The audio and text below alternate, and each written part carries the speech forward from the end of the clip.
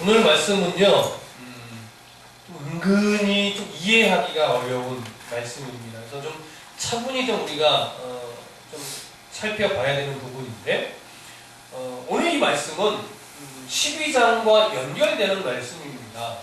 12장에서는 우리가 계속 시작할 때마다 반복해서 말씀드렸지만, 로마 교회 성도들에게 거룩한 산재물이 되는 삶을 살아야 된다.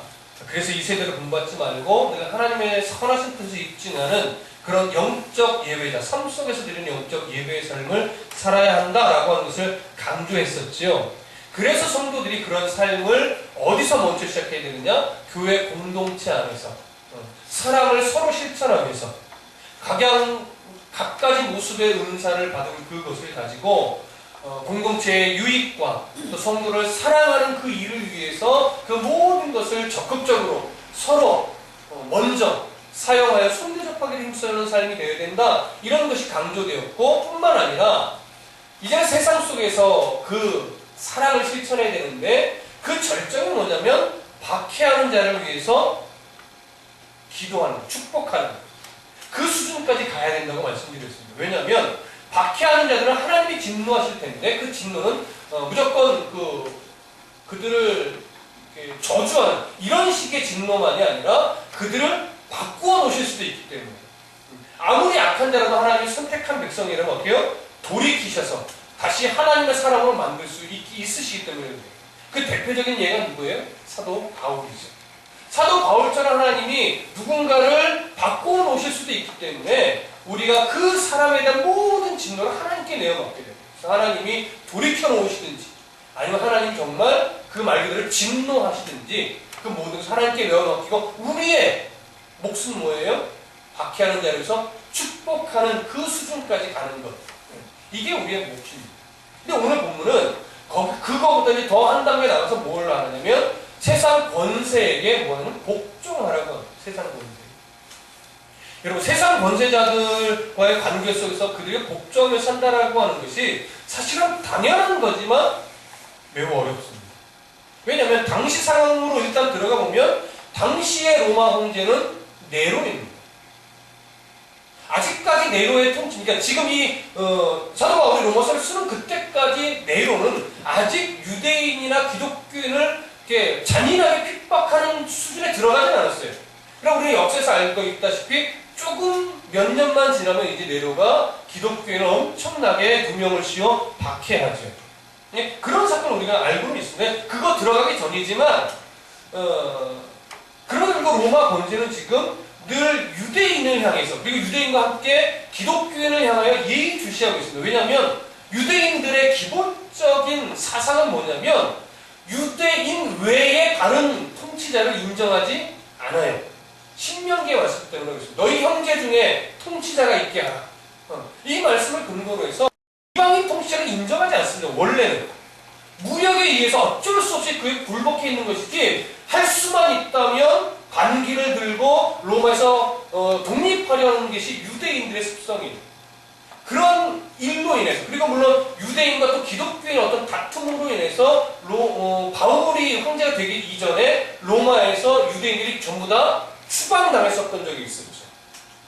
그러고 나서 물론 그것이 이제 다시 풀려서 다시 돌아오긴 했지만, 그런 일들로 인해서 유대인은 로마 권세자들은 유대인들이 혹시나 또 반기를 들지 않을까 늘 예의주시하고 있고, 뭐가 문제가 생기면 어떻게 해요? 진압하려 들 거라고. 거기다가 유대인들의 기본적인 사상이 그런데 그 안에 이제 기독교인들의 가치관은 또 어떻습니까?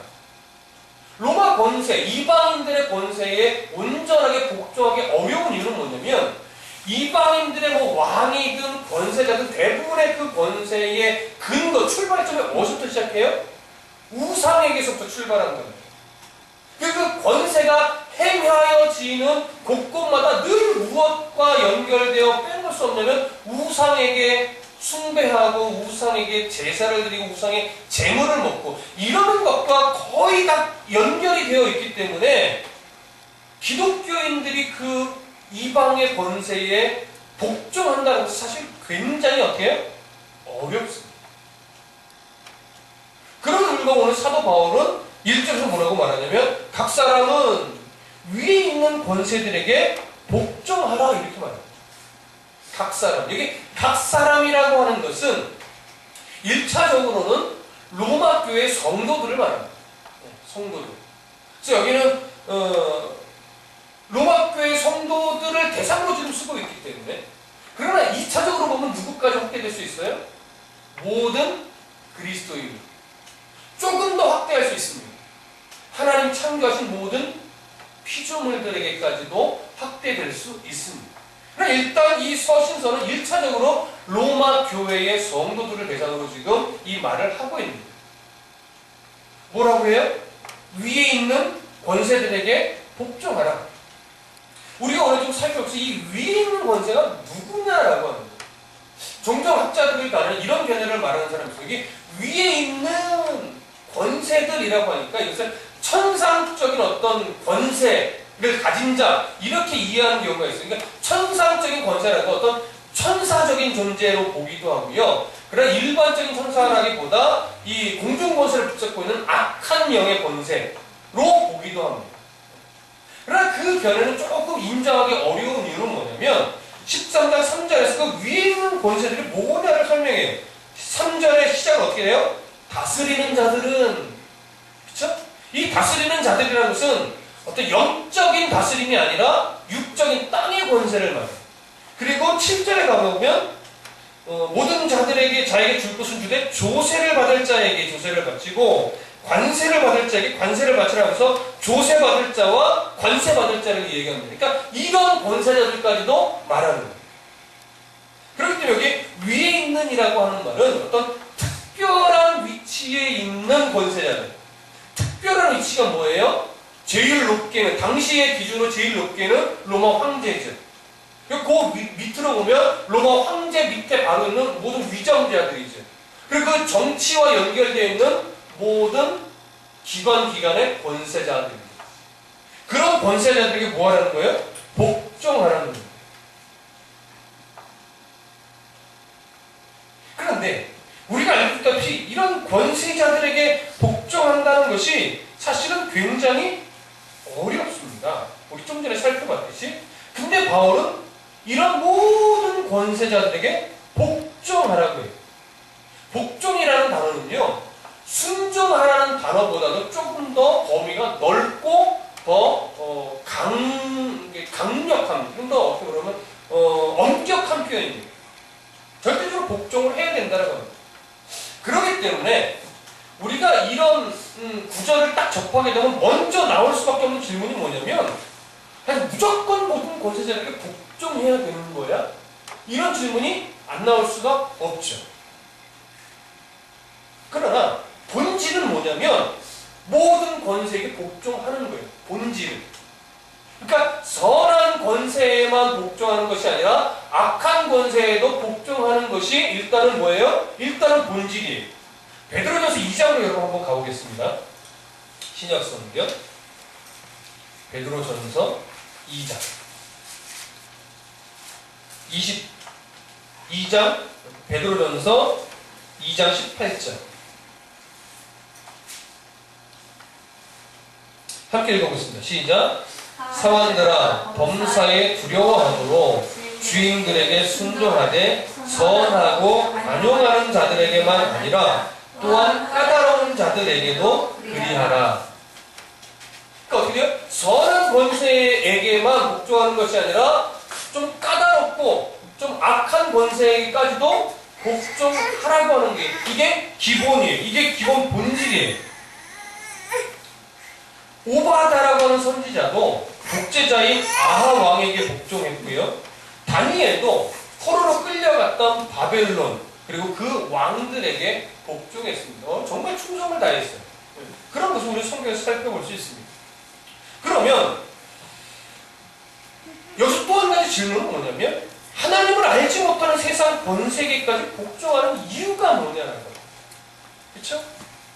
악한 왕인데, 악한 세상의 왕인데, 아니 어떻게 보면 하나님을 알지 못하고 때로는 하나님을 대적하는 왕인데 그런 권세계까지 복종해야 하는 이유가 뭐냐라고 할 때 오늘 성경은 뭐라고 말하냐면 다시 본문 10장 1절로 가보시면 권세는 하나님으로부터 나지 않음이 없나니 모든 권세는 다 하나님께서 정하신 바라. 이런 말씀을 하고 있어요.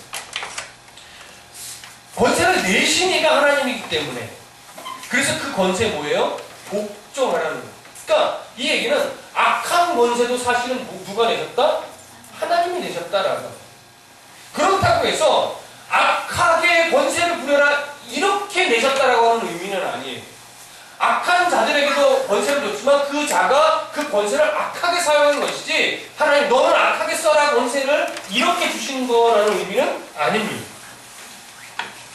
그렇기 때문에 일단 1차적으로 우리가 먼저 이해할 것은 뭐냐면, 왜 악한 권세에게도 우리가 복종해야 되느냐. 기본적으로 그 악한 권세도 하나님께서 내신 것이라는 사실을 우리가 인정하기 때문에, 그래서 일단은 복종하는 게 기본적인 원칙이에요. 기본적인 게 본질입니다. 다니엘서 2장으로 한번 가볼까요? 구약성경. 구약성경 다니엘서 2장으로 가볼까요? 20절과 21절. 2장 20절과 21절 함께 있습니다. 시작. 다니엘이 말하여 이르되 영원부터 영원까지 하나님의 이름을 찬송할 것은 지혜와 능력이 그에게 있음이로다. 그는 때와 계절을 바꾸시며 왕들을 패하시고 왕들을 세우시며 지혜자에게 지혜를 주시고 총명한 자에게 지식을 주시는도다. 1차적으로 바벨론의 왕들까지도 얘기하는 거예요. 이방 나라의 왕들까지도 하나님이 패할 자는 패하시고 세울 자는 세운다라고 하는 거예요. 그러니까 그 모든 왕을 패하거나 세우는 주권이 누구에게? 하나님에게 있음을 말하고 있습니다. 그렇기 때문에 바로 오늘요, 본문으로 다시 돌아가 보시면 13장 2절에서 이렇게 말해요. 그러므로 권세를 거스르는 자는 하나님의 명을 거스름이니 거스르는 자들은 심판을 어떻게 해요? 자취하여. 기본적인 하나님이 권세를 내신 이유는 그 권세에 복종하라는 것이고, 그 복종하지 않고 거스르면 심판을 받게 된다는 거예요. 근데 여기서 말하는 심판은 어떤 말세적인 종말적인 심판을 말하는 것이 아니라, 그 권세가 갖고 있는 덕이 있잖아요. 그 법적인 조치를 받는 그런 류의 심판을 의미하는 것으로 보입니다. 정확하게 어떤 심판을 말하는지 좀 알기는 어렵습니다. 그러나 권세에게 복종하지 않고 거스를 때 심판을 받게 된다라고 말을 합니다. 그러면 이제 한 번 더 우리가 질문을 좀 가져야 되는데, 어디까지 복종해야 되는가? 그렇죠? 무조건 모든 것을 다 복종할 수는 없잖아요. 사도 바울이 모든 것을 다 복종하진 않았어요. 그렇죠? 그런데 어디까지 우리가 복종해야 되느냐? 또 이 부분을 점검을 해야 되는데, 3절을 다 같이 한번 읽어보시죠. 로마서 13장 3절 함께 있습니다. 시작. 다스리는 자들은 선한 일에 대하여 두려움이 되지 않고 악한 일에 대하여 되나니 네가 권세를 두려워하지 아니하려느냐? 선을 행하라. 그리하면 그에게 칭찬을 받으리라. 자, 여기 보시면 이렇게 얘기해요. 다스리는 자들은 선한 일에 대하여 두려움이 되지 않고 악한 일에 대하여 되나니, 이렇게 말해요. 자, 이제 저를 보세요. 이 구절 좀 잘 이해하셔야 돼요. 다스리는 자들은, 다시 얘기하면 권세를 갖고 있는 자들, 뭐 크든 작든 모든 하여튼 권세를 갖고 있는 자들은 선한 일을 행하는 것에 대해서는 두려워할 대상이 아니다. 그렇죠? 권세를 가진 사람이 일 잘하는데 그 사람을 향하여 막 진노하고 막 벌주고 이러는 것은 옳은 것이 아니라는 거예요. 선한 일에 대해서는 두려워할 대상이 아니에요. 근데 악한 일을 한 것에 대해서는 그 권세자가 두려워해요. 그러니까 권세자는 선한 일은 장려하고 악한 일은 막는 역할을 하는 게 뭐다? 권세자라는 거예요. 이게 바로 지금 오늘 본문이 말하고 있는 권세의 본질이에요. 하나님이 내신 권세는 기본적으로 악한 일을 막고 선한 일을 장려하는 것이 하나님 내신 권세의 본질이에요.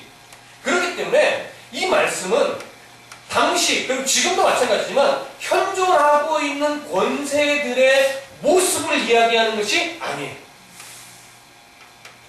하나님 하나님이 내신 권세의 기본 질서가 뭐냐, 기본 본질이 뭐냐를 먼저 말하는 겁니다. 그렇기 때문에 여러분 보세요. 하나님이 내신 권세를 받은 자들은 기본적으로 어떤 기준을 갖고 그 권세를 행해야 되냐면 선한 일을 장려하고 악한 일은 막는 이런 일들이 있어야 돼요. 그래서 그러한 일들을 보통 우리가 이런 표현으로 써요. 합법이다라고 하죠. 법이 바르게 시행되는 것. 법이 공의롭고 정의롭게 시행되는 것. 그것에 대해서는 성도이든 모든 사람이 바르게 뭐 해야 돼요? 복종해야 돼요. 순종해야 돼요. 그게 옳아요.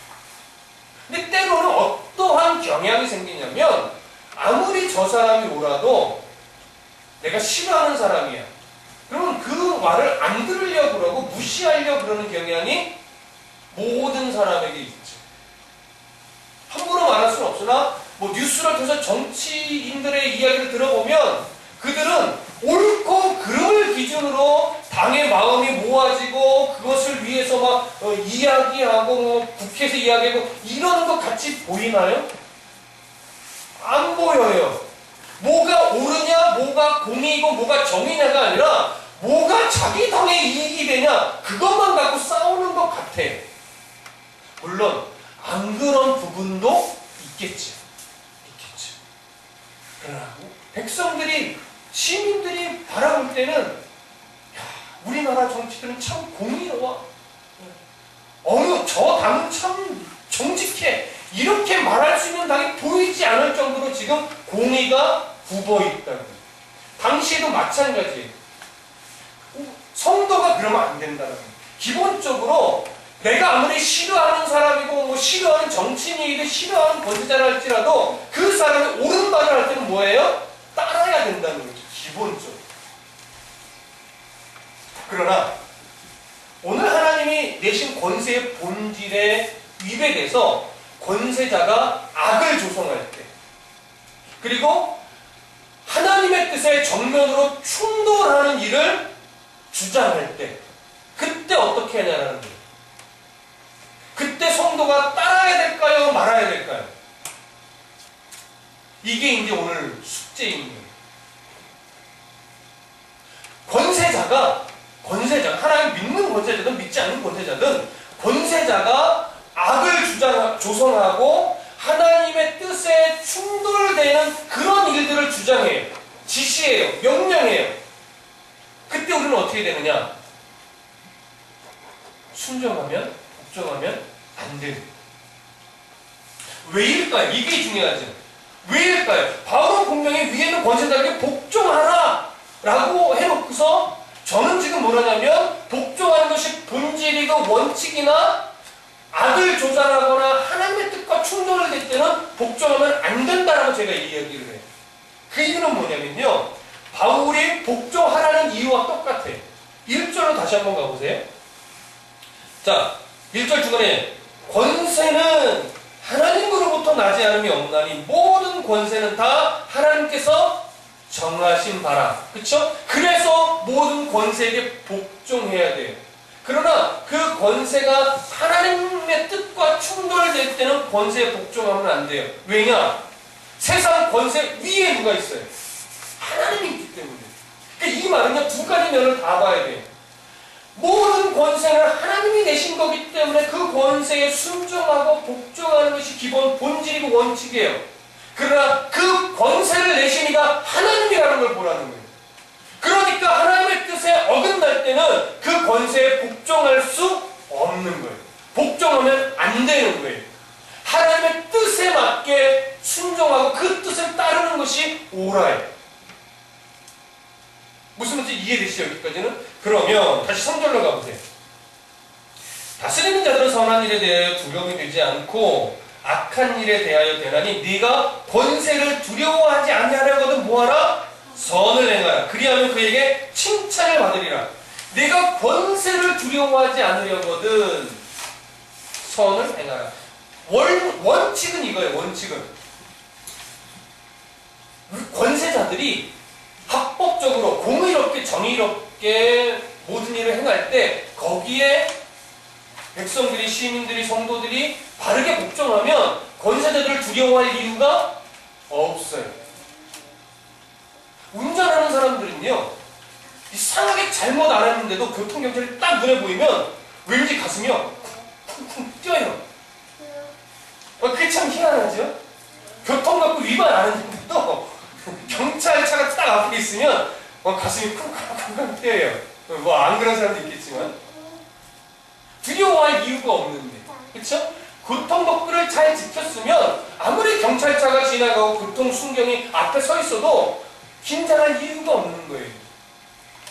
근데 위반하면 그럼 긴장해야죠. 무서워해야 되는 거죠. 그렇죠? 기본적으로 그게 원칙이에요. 그런데 이제 당시를 기준으로 볼 때에 기독교인들은 로마 권세자들이 다 우상과 연결이 돼 있고, 또 이제 조금 지나면 기독교인들은 무조건 핍박한단 말이에요. 그런데 그 핍박을 받을 때 그들의 주장대로 황제에게 절하면 안 되잖아요. 우상의 음식을 먹으면 안 되잖아요. 그렇기 때문에 내가 예수를 믿고 하나님의 뜻에 순종해요. 세상 권세가 지금 우상 숭배를 조장하기 때문에 그것을 거절하고 하나님 뜻에 순종하려고 하니까 무슨 일이 생겨요? 고난이 오죠. 핍박이 오죠. 때로는 감옥에 갇히죠. 때로는 죽음을 맞이하죠. 그러니까 세상 권세가 뭐하게 돼요? 두려워지게. 그런데 바울은 이렇게 말해요. 네가 권세를 두려워하지 아니하려고 뭘 행하라? 선을 행하라. 여기서 선을 행하라고 하는 것은요, 법적 테두리 안에서의 선을 말하는 것이 아니라 그것을 더 뛰어넘어서 하나님의 선하신 뜻을 내가 바르게 알고 그 뜻에 합당하게 삶을 살아내는 선을 말하는 거예요. 그 선을 행한다면 세상의 권세를 뭐할 필요 없다? 두려워할 필요가 없다. 누가 칭찬해요? 그에게 칭찬을 받아요. 세상 권세가 법적으로 바르게 하면 거기에 순종할 때 칭찬받는 건 당연하죠. 그러나 세상 권세가 악할 때 하나님의 뜻에 순종하고 세상 권세에 고통을 받고 어려움을 당하면 궁극적으로 우리를 누가 칭찬해요? 하나님이 칭찬해요. 이 칭찬을 바라보시라는 거예요. 자, 그러면 이 칭찬을 바라보는 것이 옳아요. 그래서 우리는 날마다 누구에게 순종하는 걸 더 봐야 되는데, 어디를 한번 보시냐면 사도행전으로 한번 가보시죠. 신약성경 사도행전 4장으로 한번 가보겠습니다. 사도행전 4장 19절. 우리가 세상 권세 앞에서 이런 늘 긴장감과 분별력이 필요한데, 함께 읽어보겠습니다. 시작. 베드로와 요한이 대답하여 이르되 하나님 앞에서 너희 말을 듣는 것이 하나님의 말씀을 듣는 것보다 옳은가? 판단하라. 우리가 가져야 될 자세예요. 그쵸? 한 구절 더 보시죠. 5장 29절. 5장 29절. 자, 함께 읽습니다. 시작. 베드로와 사도들이 대답하여 이르되 사람보다 하나님께 순종하는 것이 마땅하니라. 세상 권세보다 하나님의 권세에 순종하는 것이 마땅하다는 거예요. 세상 권세가 하나님의 뜻 안에 있으면 당연히 세상 권세에 복종하는 것이고, 세상 권세가 하나님의 뜻과 어긋나가면 우리는 하나님의 권세에 순종하는 것이 지당합니다. 그래서 그 세상 권세를 두려워하면 안 되는데 오늘 다시 본문으로 가셔서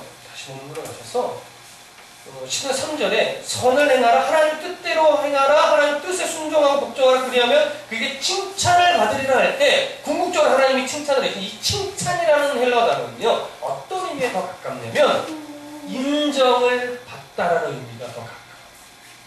인정을 받다.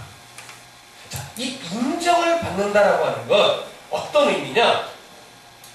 사도행전 5장으로 다시 한번 보겠습니다. 사도행전 5장 40절로 가보겠습니다. 이걸 읽으시면 이 인정을 받는다는 게 어떤 의미인지 더 정확하게 아실 수 있을 거예요. 사도행전 5장 40절부터 42절. 자, 함께 읽어봅니다. 사도행전 5장 40절부터 42절까지. 함께 읽어보겠습니다. 시작. 그들이 옳게 여겨 사도들을 불러 채찍질하며 예수의 이름으로 말하는 것을 금하고 노으리 사도들은 그 이름을 위하여 능력받는 일에 합당한 자로 여기심을 기뻐하면서 공회 앞을 떠나니라. 그들이 날마다 성전에 있든지 집에 있든지 예수는 그리스도라고 가르치기와 전도하기를 그치지 아니하니라. 자 보세요. 사도들이 예수의 이름으로 말하는 것 때문에, 복음을 전하는 것 때문에 뭐 했어요? 채찍질을 당했어요. 이 채찍질은 어떤 채찍질인지 아시죠? 채찍 끝에 뼈 조각이 달려 있어서 맞으면 그게 자국이 남는 것이 아니라 살점에 찍혀서 폐어내는, 예수님 말고 그런 채찍이에요. 그래서 40에 하나 감한매를 맞아요. 왜? 40대 맞으면 죽기 때문에. 그 정도로 무서운 매입니다, 이거. 웬만한 고통으로는 보통 수준의 고통이 아니에요. 그런데 이런 고통을 받을 때 41대 사도들은 그 이름을 위하여 능력받는 일에 합당한 자로 여기시면 뭐 했어요? 기뻐했어요. 이 얘기는 이 얘기예요. 첫 번째 면은 뭐냐면, 세상 권세가 나를 그리스도인으로 인정하고 있구나. 예수님 때문에 받은 고통을 무슨 말씀 이해되시죠? 세상이 나를 그리스도인으로 봅니다. 또 하나, 하나님이 나를 이런 고통을 받기에 합당한 수준의 성도로 뭐 하시는구나? 인정해 주시는 거예요. 두 가지 면을 다 보셔야 돼요. 그래서 성도는 하나님의 뜻에 합당한 삶을 살면 세상에 주는 고통을 두려워하지 않을 수 있는, 이 인정 때문에 내가 그리스도인이구나. 이 고통쯤이야. 세상이 나를 그리스도인으로 보기 때문에 받는 고난인데 하나님도 나를 저 고난을 받을 수 있는 수준의 성도로 뭐예요? 인정하고 계시는 뜻이고, 이게 우리의 힘입니다, 여러분. 자, 그러면 이 인정을 받는 것이 그래서 기쁨으로 여기는, 여기서 우리가 한 가지만 더 보셔야 돼요. 그렇다면 꼭 이렇게까지 하면서 세상 권세 아래서 싸우며 살아야 될 것인가라고 하는 거죠. 로마 권세가 너무 기독교인들을 핍박하면 차라리 어떻게 해서든지 로마 권세를 떠나서 다른 곳에서 기독교 사회를 만들고 예수 하나님의 통치만을 받으며 그렇게 살면 안 돼요? 근데 바울은 로마를 떠나서 다른 곳으로 이주해서 예수 믿는 사람들의 사회를 만들라 이렇게 하지 않고 그 권세 아래서 계속해서 복종하며 뭐해라? 살아라. 이게 중요한 거예요. 왜? 그 속에서 왜 악한 권세와 타협하지 않고 불이익을 당하더라도 감사하면서 하나님께 인정받는 것으로 감사하며 왜 살아야 되냐는 거예요.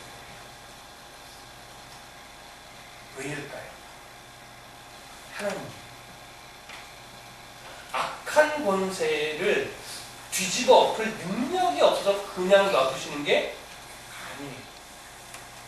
하나님이 그냥 기독교 국가를 만들려고 했다면, 하나님의 통치를 받는 기독교 나라를 만들려고 했다면 악한 자를 통치자로 세우지 않죠. 통치자가 악하게 바뀌었다고 하나님 얼마든지 거기서 끌어내릴 수 있지요. 근데 하나님 그렇게 안 하세요. 왜일까요? 기회를 주는 거예요. 무슨 기회예요? 돌이킬 수 있는, 회개할 수 있는 기회를 주는 거예요. 왜? 아직 그들 안에 누가 남아있을 수 있어요? 하나님의 택한 백성이 남아있을 수 있어요. 그들이 무엇을 통해서 회개의 기회를 얻냐면, 성도들이 세상 권세에 굴복하지 않고 하나님의 뜻에 굴복하는 삶을 살아나가는 그 모습, 고통 속에서도 기뻐하며 하나님을 찬양하는 모습, 가진 것이 많다 할지라도 교만 떨지 않고 하나님 앞에서 겸손히 살아가는 그 모습, 이것을 통해서 하나님을 드러내고 하나님을 증거하여 누군가는 그 모습을 보고 내가 잘못 알았구나, 그 하나님을 믿어야 되겠구나 하고 다시 돌이킬 수 있기 때문에 하나님은 그 기회를 주기 위해 누구를 쓰는 거예요? 우리를 세상 권세 아래 그냥 내버려 두시고, 이걸 보실 수 있어요. 이런 마태복음을 한번 가보시죠. 마태복음 5장.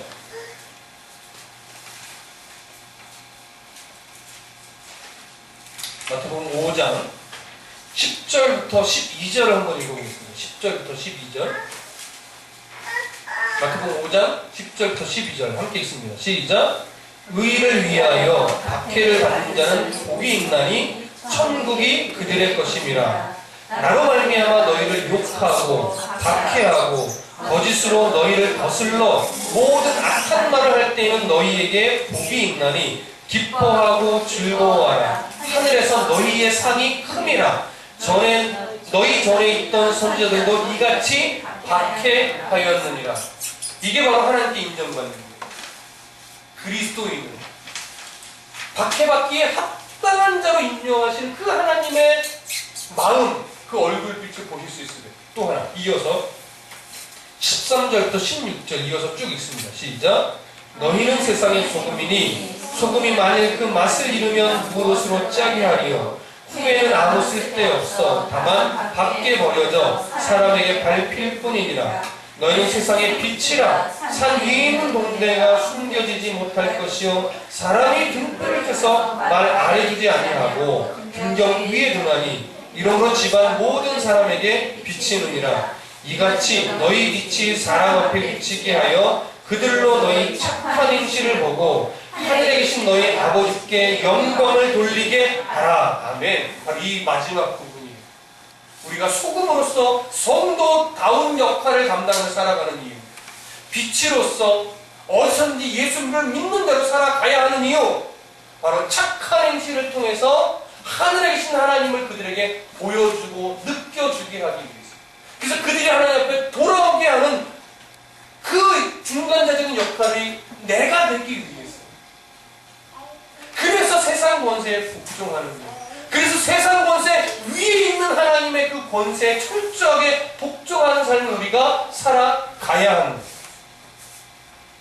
이것 때문에 성도는요, 참고 인내하고 견디고 용납해야 됩니다. 그래서 여러분, 삶과 이 작은 자중 하나도 힘여기지 않는 것, 이것이 하나님의 마음인데, 그것이 바로 세상 사람을 향하여 우리가 뭐예요? 하나님의 시선으로 바라보는 거예요. 세상은 악하게 우리를 대적하지만요, 하나님은 그런 악한 자들 중에 한 사람은 내 백성이다, 너희의 섬김을 통해서 저들이 변화됐으면 좋겠다라고 하나님은 바라보시는 자예요. 바로 그 악한 자가 때로는 뭐예요? 성경에서 말하고 있는 작은 자일 수 있어요. 하나님이 긍휼히 바라보신 그 작은 자일 수 있다는 거예요. 그 하나님의 마음으로 세상을 볼 수 있는 것이 봐야 되는 것이 우리의 자세예요. 이것 때문에 여러분, 성도는요, 세상 속에서 이런 싸움을 안 하는 거예요. 누군가를 죽여서 내 권리를 찾는 싸움을 안 하려고 했습니다. 누군가를 파멸시키고 짓밟아서라도 내 유익을 얻게 되는 그런 싸움을 성도는 안 하는 거예요. 분명 그게 오를 수 있어요. 왜? 내가 억울하니까 저 사람과 싸워서 어떻게 해서든지 그걸 짓밟아서라도 내 본래의 뭔가를 찾겠다. 세상의 법으로는 그게 맞아요. 옳아요. 누가 뭐라고 하지 않아요. 그러나 그럼에도 불구하고 하나님의 자녀들은 그를 짓밟아서 내 권리를 찾거나 그를 싸워 죽여서 내 유익을 찾는 그런 싸움은 안 해야 돼요. 왜 이럴까요? 그렇게 해서 내게는 유익이 될 수 있으나 그런 모습으로는 하나님의 영광이 드러날 수 없기 때문에. 그래서 성도는요, 어떤 데모성이 있는 그런 집회에 참석하는 것을 굉장히 조심하셔야 돼요. 명분은 다 거룩할 수 있으나 성도는 무슨 분별이 있어야 돼요? 거기에 하나님의 뜻이 있는가? 그 싸움을 통해서 하나님이 드러나는가? 아무리 명분이 좋아도 하나님의 시선으로 볼 때 거기에 하나님의 영광이 드러나지 않는 자리라면 성도는 가면 안 됩니다. 그렇다고 해서 세상이 어찌 돌아가듯이 눈 감아라 이것은 아니에요. 싸울 건 싸워야죠. 그래서 어려운 거예요. 그래서 분별력이 필요한 거예요. 그래서 지혜가 필요한 겁니다. 정말로 그 싸움이 하나님의 마음에 합한 싸움인가? 얼마나 어렵겠습니까? 그렇죠? 세상에 손가락질하게 될 수도 있어요. 예수 믿는 것들은 이런 싸움에 나오지도 않고 손가락질 당할 수도 있어요. 그러나 그럼에도 불구하고 잘 분별해야 돼요. 정말 저 싸움이 하나님의 뜻에 부합한 싸움, 하나님의 영광이 가리워지는 싸움, 최소한 어때야 돼요? 최소한 하나님의 영광이 가리워지지 않는 자리여야 돼요. 최소한. 그러면 그 자리에 있어도 됩니다. 이것이 오늘 본문에 담긴 하나님의 마음이에요. 여러분, 세상 권세보다 크신 그 하나님 앞에서 하나님의 영광을 드러내기 위한 그 씨름을 하면서 하나님의 뜻에 바르고 온전하게 순종하는 그런 복된 성도의 삶이 되시기를 간절히 소원합니다. 기도하겠습니다.